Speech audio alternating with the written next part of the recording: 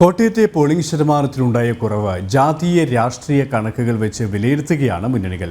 മൂന്ന് മുന്നണികളും തങ്ങളുടെ വോട്ടുകൾ പോൾ ചെയ്തിട്ടുണ്ടെന്ന് പറയുമ്പോഴും പോളിംഗ് ശതമാനം കുറഞ്ഞത് മുന്നണികളെ അസ്വസ്ഥരാക്കിയിട്ടുണ്ട്. 48,000 വോട്ടർമാർ വർദ്ധിച്ച മണ്ഡലത്തിൽ 82,000 വോട്ടിന്റെ കുറവാണ് 2019 അപേക്ഷിച്ച് കോട്ടയത്തുണ്ടായത്.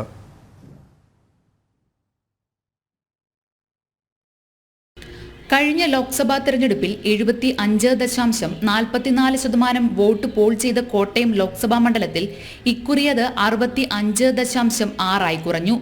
കഴിഞ്ഞ തവണ 12,06,698 വോട്ടർമാരാണ് ഉണ്ടായിരുന്നത്. 48,125 വോട്ടിന്റെ വർധനയോടെ 12,54,823 ഉയർന്നിരുന്നു. എന്നിട്ടും കഴിഞ്ഞ തവണത്തേതിലും 87,090 പേർ കുറവാണ് ഇത്തവണ വോട്ട് ചെയ്തത്. 7 നിയമസഭാ മണ്ഡലങ്ങളുള്ള കോട്ടയത്ത് ഇതിൽ 5 UDF MLA-മാരാണുള്ളത്. UDF ശക്തി കേന്ദ്രമായ കടുത്തുരുത്തി മണ്ഡലത്തിലാണ് വോട്ടിംഗ് ശതമാനം ഏറ്റവും കൂടുതൽ. LDF സ്വാധീന മണ്ഡലമായ വൈക്കമാണ് പോളിംഗ് ശതമാനത്തിൽ മുന്നിൽ.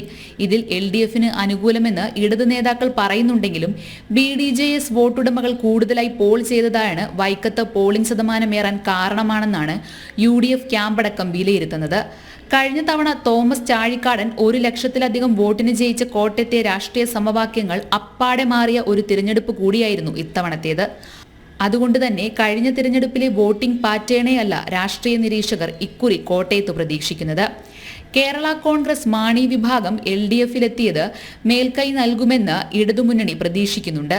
എന്നാൽ കഴിഞ്ഞ തവണത്തേതിലും ശക്തമായ ഭരണവിരുദ്ധ വികാരം മണ്ഡലത്തിലും അലയടിക്കുന്നതായും അതിന്റെ പ്രയോജനം അനുകൂലമാണെന്നുമാണ് UDF ക്യാമ്പിന്റെ പ്രതീക്ഷ.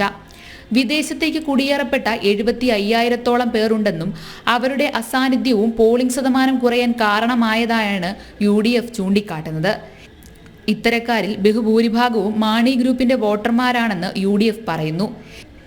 ചിട്ടയായ പ്രവർത്തനങ്ങളിലൂടെ NDA-യിലേക്കുള്ള വോട്ടുകൾ കൃത്യമായി പോൾ ചെയ്യിക്കാനായിട്ടുണ്ടെന്ന തികഞ്ഞ ആത്മവിശ്വാസത്തിലാണെന്നാണ് NDA നേതാക്കൾ പറയുന്നത്. ജനം, കോട്ടയം.